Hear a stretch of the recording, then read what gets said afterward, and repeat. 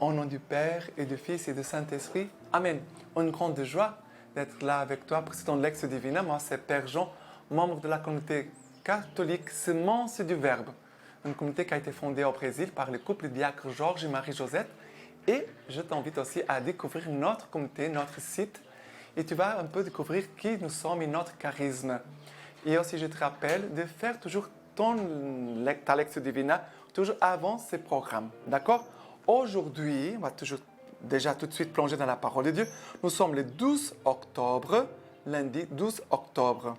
Et la première lecture d'aujourd'hui, c'est Galates 4, versets 22 à 24, et après 26 à 27, et après 31, et après Galates 5, verset 1. Alors, aujourd'hui, c'est un peu compliqué. Ok? Galates chapitre 4, versets 22 à 24, 26 à 27, 31 et après les versets 1 du chapitre 5e.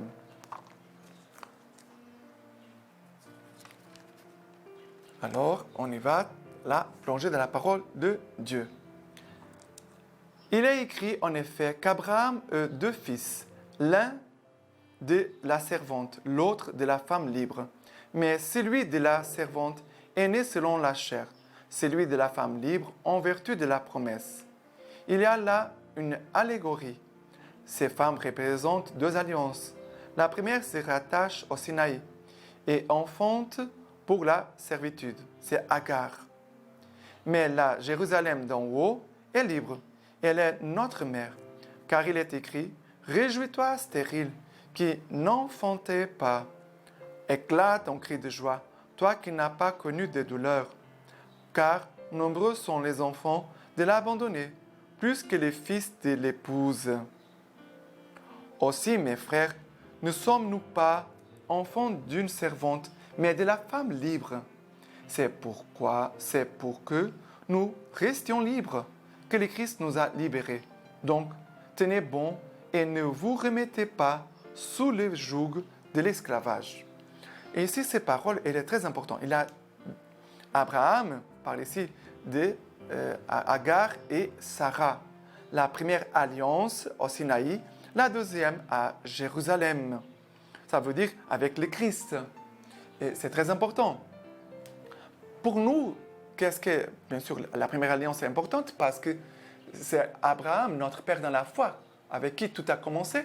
Mais le sens de cette alliance va s'accomplir, il va avoir son sens profond avec Jésus, qui sur la croix, là, va établir la nouvelle et éternelle alliance. Donc, son corps et son sang livrés pour nous sur la croix. Pour nous donner quoi? La liberté, le salut, le pardon de nos péchés.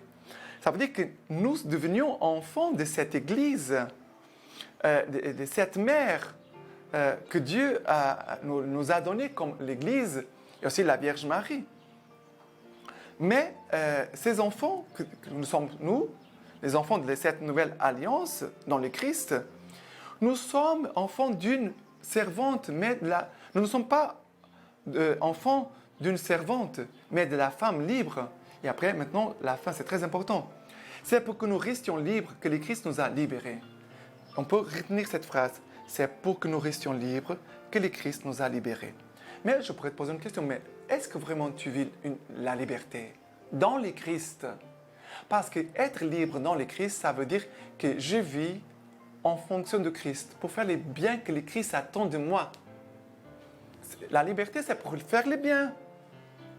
Pas mon bien. Faire les biens que Jésus veut que je fasse. C'est très important. Mais parler de liberté, ça concerne aussi parler du péché, parce que souvent le péché nous emprisonne. Il veut nous retenir. Est-ce qu'il y a des péchés qui t'empêchent d'avancer? Est-ce qu'il y a des péchés qui t'empêchent d'être tout à Dieu? Parce qu'il faut voir cela avec réalisme. Je suis libre, ou je ne suis pas libre. Parce que parfois, on peut croire que je suis libre. Voilà, parce que je fais ça, je fais ce que je veux. Rien ne m'empêche. Non, non, non, non, non. Ta bouche, tes actions, tes pensées doivent suivre le Christ. Nous devons avoir les pensées, les regards, les paroles les gestes du Christ. Et c'est ça qui va faire de nous libres. Être libre, c'est d'être configuré au Christ. C'est ça. Sinon, nous ne sommes pas libres. Nous avons l'impression d'être libres, mais nous sommes dans le libertinage. Et c'est vrai, parce que parfois, il y a des gens qui disent, ah, il me semble que comme si je ne faisais pas ce que je voulais. Mais attends, le Christ n'est pas là pour te coincer. Il veut vraiment te faire goûter la vraie liberté. La vraie liberté. Dieu nous a créés pour la liberté. L'Esprit Saint, c'est l'esprit de liberté. Donc, tenez bon et ne vous remettez pas sous le joug de l'esclavage. Paul, il dit, voilà, ne revenez pas dans le péché. C'est très important. OK? La première lecture d'aujourd'hui. Mais réjouissons-nous avec cette liberté, c'est pour la joie. Réjouis-toi. Il parle ici de la deuxième alliance. Réjouis-toi. Éclate en cri de joie, toi qui n'as pas connu les douleurs, car nombreux sont les enfants et de l'abandonner, plus que les fils et l'épouse. Mais ici, c'est une invitation à la joie et à la fécondité que Dieu veut nous faire expérimenter. Et là, une fécondité que nous recevons de Dieu. Même une personne qui n'a pas des enfants, elle peut vivre une grande fécondité qui dépasse même celle de la chair.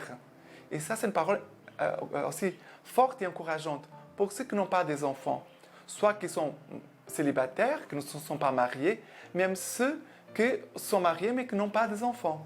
Le Seigneur veut te donner une grande joie et une fécondité en lui. Et tu dois chercher ta fécondité en Dieu. Et cela se passera aussi par ton accompagnateur spirituel. C'est par l'accompagnement que l'accompagnateur t'aidera à trouver les lieux de ta fécondité. OK? Voilà. Les psaumes d'aujourd'hui, c'est le psaume 113-112. Psaume 113-112. Versets 1 à 7. Alléluia. Louez serviteur du Seigneur. Louez le nom du Seigneur. Béni soit le nom du Seigneur dès maintenant et à jamais. Du lever du soleil à son coucher. Loué soit le nom du Seigneur. Plus haut que tous les peuples, Seigneur, plus haut que tous les cieux, sa gloire.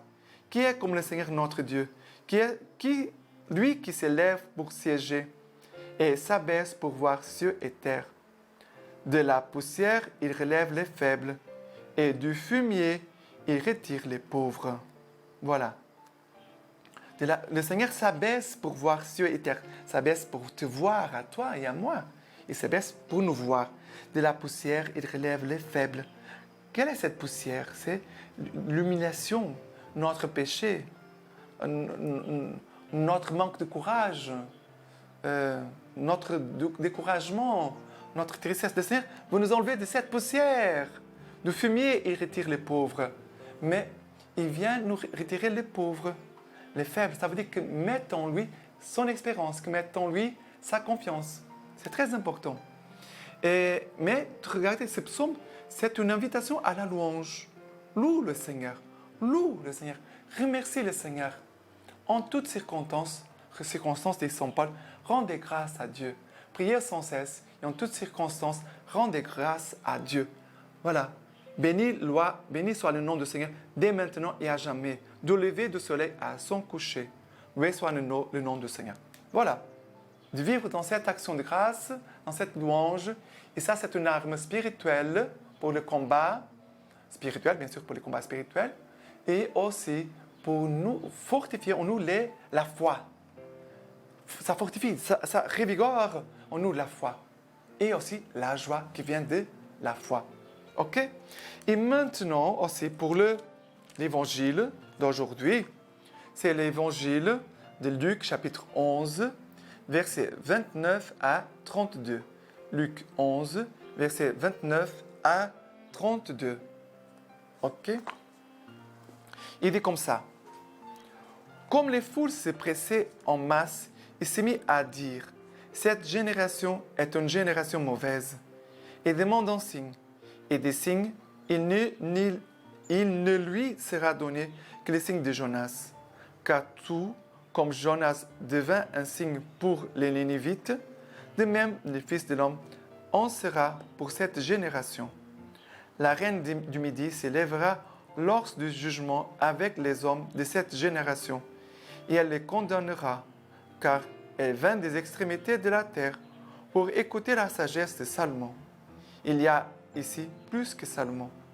Les hommes de Ninive se dresseront lors du jugement avec cette génération, et ils la condamneront, car ils se repentirent à la proclamation de Jonas. Il y a ici plus que Jonas. Oui, c'est vrai qu'il y a ici au milieu de nous plus que Jonas. Il y a Jésus-Christ lui-même, le Verbe, le Père. Jésus, elle est Verbe. Il est là, il est en train de te parler. Et il est plus grand que Jonas. Jonas, il a proclamé une parole de la part du Seigneur. Le prophète Jonas a écouté le Seigneur et après il a transmis cette parole pour le repentir des personnes. Repentez-vous. Dans 40 jours, Ninive sera détruite. Repentissez-vous. Dans 40 jours, Ninive sera détruite. Et le peuple va se convertir. Les rois et tous les royaumes vont se convertir. Et si Jonas, on peut dire, il a proclamé une parole qui ne lui appartenait. Et cette parole a produit un fruit de conversion.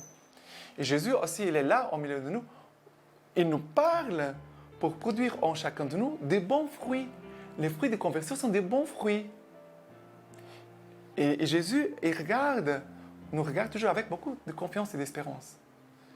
Mais ici, il a plus que Jonas. Ça veut dire que cela nous invite à une attention amoureuse, une contemplation de Jésus, d'être attentif à ce que Jésus fait, à ce qu'il nous dit à chacun de nous. C'est pour cela qu'il faut, même si on fait la lecture divina, mais il faut après ton temps de prière personnelle. On fait la lecture divina ici, d'accord, on partage la parole de Dieu, mais après il faut prier sur un point que peut-être le Seigneur t'a touché, pour que tu te rendes compte, ici il y a plus que Jonas. Jésus, il est ici avec moi. Parce que ici, il parle même de les fils de l'homme, sera pour cette Jonas devient pour les Ninivites un signe, comme de même le fils de l'homme sera pour cette génération. Jésus est signe, elle est déjà les signes, la réponse pour notre vie d'aujourd'hui, pour nos jours. Jésus il est la réponse. Il ne faut pas aller chercher d'autres réponses ailleurs. Il ne faut pas. Il faut chercher la réponse en Jésus-Christ, dans son Église, pas d'autres endroits. Il ne faut pas chercher d'autres personnes, d'autres endroits, d'autres choses. Il ne faut pas. En Christ, aussi dans son Église, dans sa parole et dans son Église. D'accord? Parce qu'ici, il parle que la reine du Midi s'élèvera lors du jugement avec les hommes de cette génération et elle les condamnera. Pourquoi? Elle est venue des extrémités de la terre pour écouter la sagesse de Salomon. Et ici, il y a plus que Salomon. Il y a souvent des gens qui cherchent à droite et à gauche la sagesse, des signes de Dieu, de la sagesse. Jésus dit rien. Vous êtes à côté de la plaque. Ici, c'est moi, Jésus, que je suis la sagesse. C'est moi qui ai inspiré Salomon. C'est moi qui a la sagesse plus grande. C'est Salomon ou de moi qui a inspiré Salomon. Jésus pourrait nous poser cette question. C'est bien sûr qu'on va répondre, c'est toi, Jésus. Jonas est devenu un signe. Mais il est devenu un signe à cause de quoi? À cause de qui? À cause de toi, Jésus. Alors, c'est toi les grands signes pour nous. Parce que nous ne pouvons pas oublier que toute l'écriture de l'Ancien Testament, elle a son sens profond à partir de Jésus, du mystère pascal du Christ. Ça veut dire que c'est Jésus qui va donner le sens profond des Écritures. Ça veut dire que quand on regarde Jonas, on doit regarder derrière Jonas la présence, la figure du Christ. Toujours. OK? Je ne sais pas si vous avez bien compris, mais l'Ancien Testament, il faut toujours voir la présence du Christ comme qu'il voit les un peu caché. Mais il faut faire attention. Où ici, je trouve les traits, les pas de Jésus ici dans l'Ancien Testament. C'est pour ça qu'on parle de Jonas, on parle ici de la reine du Midi. OK, ce sont les figures de l'Ancien Testament. D'accord? Mais Jésus, il dit, ici, il y a plus que Jonas. Je suis le Dieu Tout-Puissant.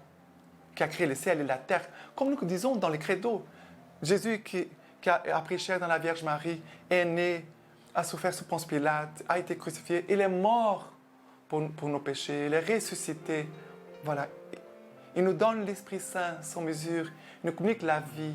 Il est là, il veut nous faire aussi vivre par son Esprit. Il faut nous faire entrer dans son intimité par son Esprit Saint. OK? Voilà. C'est très important.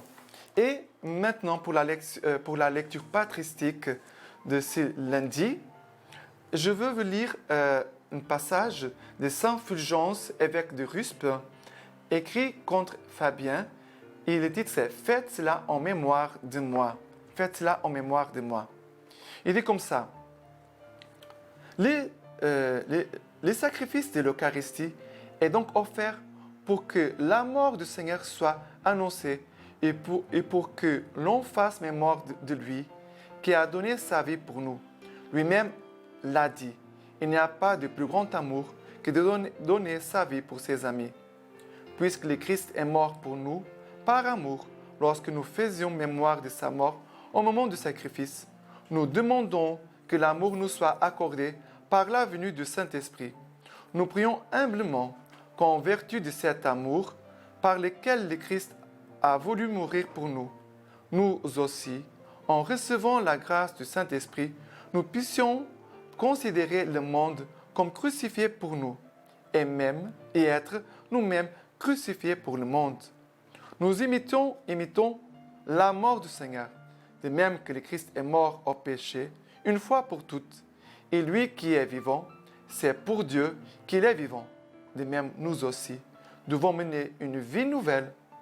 Ayant reçu le don de l'amour, mourons au péché et vivons pour Dieu. Et maintenant, je te laisse la bénédiction du Seigneur, de Dieu Tout-Puissant, pour toi et toute ta famille et toute cette semaine. Que le Seigneur te bénisse, te protège et te garde. Lui qui est Père, Fils et Saint-Esprit. Amen.